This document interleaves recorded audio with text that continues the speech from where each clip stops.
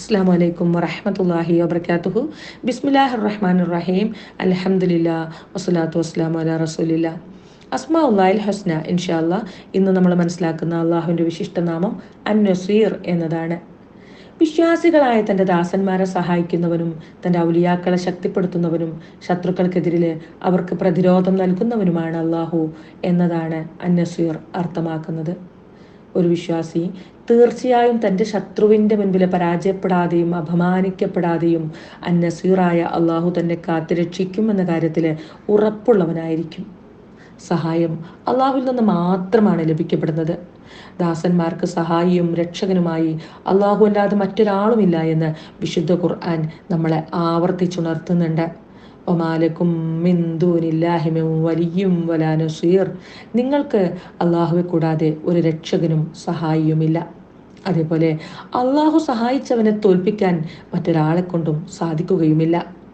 ഇൻയൻസുറുക്കുമുല്ലാഹു ഫലാ ഗാലിബ ലക്കും. നിങ്ങളെ അള്ളാഹു സഹായിക്കുന്ന പക്ഷം നിങ്ങളെ തോൽപ്പിക്കാൻ ആരുമില്ല. അതെ, നിഅമൽ മൗലാ വനിഅമൻ നസീർ. എത്ര നല്ല രക്ഷാധികാരി, എത്ര നല്ല സഹായി.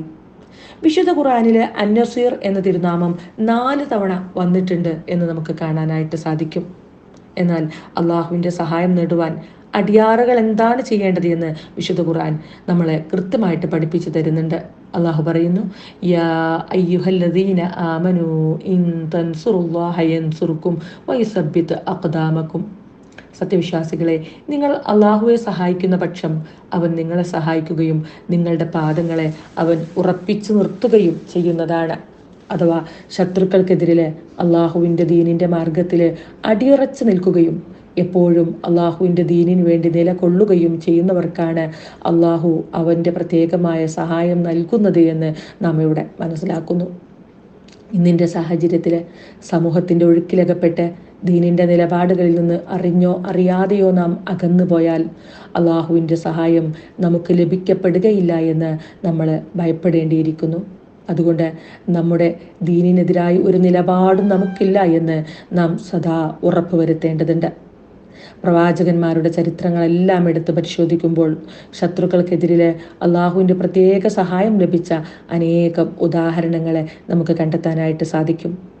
അള്ളാഹുവിൻ്റെ അടിയാറുകളെ പ്രത്യേകമായി സഹായിക്കാനായി അള്ളാഹു ഉണ്ട് എന്ന് ഉറച്ചു വിശ്വസിക്കുകയും എപ്പോഴും ദീനിനു വേണ്ടി നിലകൊള്ളുകയും ചെയ്യുന്നവർക്ക് ഏതൊരു കലുഷിത സാഹചര്യത്തിലും നിർഭയത്വത്തോടെ ജീവിക്കാനായിട്ട് സാധിക്കും. ഇൻഷാ അല്ലാഹ് ഇന്ന് നാം ജീവിക്കുന്ന ചുറ്റുപാടിൽ നിരന്തരം നാം ഉരുവിട്ടുകൊണ്ടിരിക്കേണ്ട 2 പ്രാർത്ഥനകൾ വിശുദ്ധ ഖുർആനിൽ നിന്ന് നമുക്ക് മനസ്സിലാക്കാം. അന്ത മൗലാന ഫൻസുർന അലൽ ഖൗമിൽ കാഫിരീൻ. ഞങ്ങളുടെ നാഥ, നീയാണ് ഞങ്ങളുടെ രക്ഷാധികാരി. അതുകൊണ്ട് സത്യനിഷേധികളായ ജനതയ്ക്കെതിരായി നീ ഞങ്ങളെ സഹായിക്കണമേ. റബ്ബന ഗ്ഫിർ ലനാ ദുനൂബന വ ഇസ്റാഫന ഫീ അംരിന വസബ്ബിത് അഖ്ദാമന വൻസുർന അലൽ ഖൗമിൽ കാഫിരീൻ. ഞങ്ങളുടെ രക്ഷിതാവേ, ഞങ്ങളുടെ പാപങ്ങളും ഞങ്ങളുടെ കാര്യങ്ങളിൽ വന്നു പോയ അതിക്രമങ്ങളും ഞങ്ങൾക്ക് നീ പുറത്തു തരണമേ.